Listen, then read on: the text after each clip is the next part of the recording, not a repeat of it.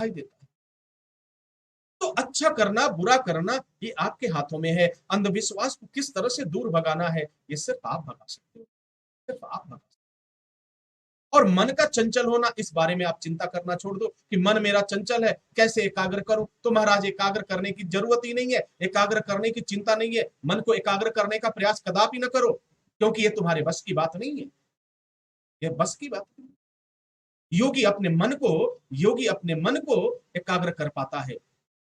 योगी योग साधना में जाकर अपने चित्त को स्थिर कर पाता है, अपने मन को एकाग्र कर पाता है। और आप योगी नहीं है महाराज, आप गृहस्थ आश्रम में हैं। और गृहस्थ आश्रम के व्यक्ति को जिस तरह से ये जीवन चल रहा है, बस दो बातों का ख्याल रखो, दो बातों को हमेशा याद रखो, अपने कर्तव्यों का निर्वहन, अपने दायित्व का निर्वहन, और फिर अंधविश्वास से दूर रहो, अंधविश्वास से दूर रहो।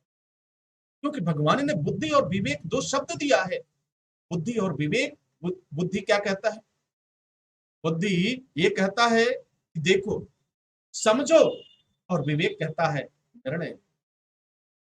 विवेक कहता है कि निर्णय लो, देखो समझो और निर्णय लो। तो परमपिता परमेश्वर ने क्या कहा? बुद्धि और विवेक को जब मैंने तुम्हें भेज दिया, तुम्हारे साथ दे दिया, तो फिर मेरी चिंता क्यों करते हो? मैं तुम्हें आकर क्यों बताऊं कि तुम यह गलत कर रहे हो? तुम अंधविश्वास, अगर बुद्धि और विवेक ने अंधविश्वास का आपने अनुसरण करना शुरू कर दिया, तो बुद्धि तो आपके पास है, विवेक आपका साथ छोड़ देता है। और जब विवेक साथ छोड़ देता है महाराज, तब क्या होता है? तभी तो किसी ने कहा कि जब काल मनुष्य पर छाता है, पहले विवेक मर जाता है। जब काल मनुष्य पर छाता है, पहले विवेक मर जाता है। यानी बुद्धि तो है, लेकिन विवेक ने साथ छोड़ दिया महाराज, विवेक ने साथ छोड़ दिया। और जब विवेक ने साथ छोड़ दिया, तो फिर मौत, मौत की क्या बात करना, तो बर्बादी तो तय है महाराज, बर्बादी तो तय है। काल का मतलब ही होता है सर्वस्व नाश हो जाना। काल का तात्पर्य होता है कि सब कुछ समाप्त हो जाना, इसे काल कहते हैं। तभी तो उस कवि ने कहा था कि जब काल मनुष्य पर छाता है, काल मनुष्य पर छाता है, पहले विवेक मर जाता है। अगर यह सत्य है, तो फिर अंधविश्वास, अब तक तो आप इस बात को समझ चुके होंगे कि अंधविश्वास में नहीं फंसना।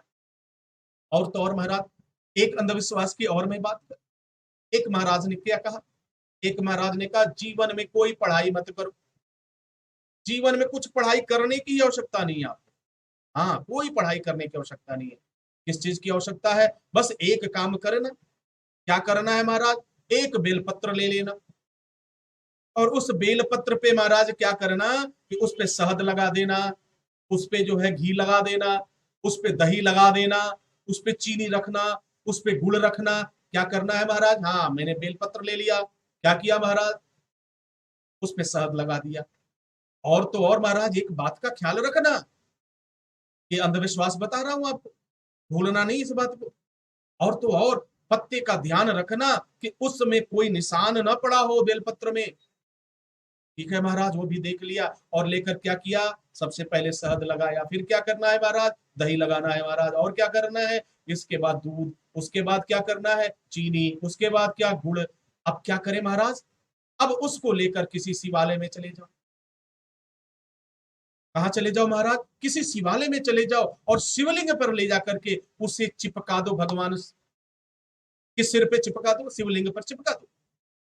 कहा महाराज, इससे क्या होगा? इससे ये होगा कि अगर आपने एक भी अक्षर पढ़ाई नहीं किया, अव्वल नंबरों से पास हो जाओगे, अच्छे नंबर आपके आएंगे, मेरिट कर जाओगे यार, टॉप कर जाओगे। कोई चिंता नहीं, कोई चिंता नहीं महाराज। और कुछ तो हुआ नहीं, और कुछ तो, एक तो वृक्ष ऐसे ही कम है, लेकिन जहां जहां भी वृक्ष था, बेल का वृक्ष था महाराज, सभी पत्ते गायब हो गए, सभी पत्ते गायब हो गए, और वृक्ष ऐसे सूना। और क्या महाराज, शंकर जी के मंदिर में, शिव मंदिर में जाकर के वो लिंग भरा पड़ा हुआ है, शिवलिंग भरा भरा पड़ा हुआ, किससे? शहद से लगा, सबने चिपका, सबने चिपकाया। जरा विचार कर, क्या इतनी सी भी अंधविश्वास की बात को आप नहीं समझ पाते?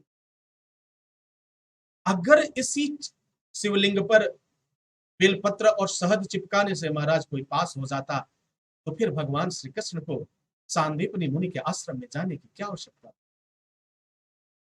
भगवान श्री कृष्ण को अपने गुरुकुल में जाने की आवश्यकता क्या थी? जरा विचार करिए। भगवान राम को अपने गुरु के पास शिक्षा ग्रहण करने के लिए जाने की आवश्यकता क्या थी?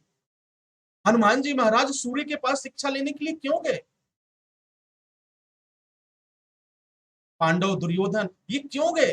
ये सब महाराज वह बेल पत्र तोड़ते, शहद लगाते और शिवलिंग पर चिपका देते, पास हो जाते महाराज। आज देखो, अगर इससे होना हो, आज देखो, आईएएस बनना है, पीसीएस बनना है, इंजीनियर बनना है, सीबीएसई का एग्जाम पास करना है, महाराज पढ़ने की जरूरत क्या है?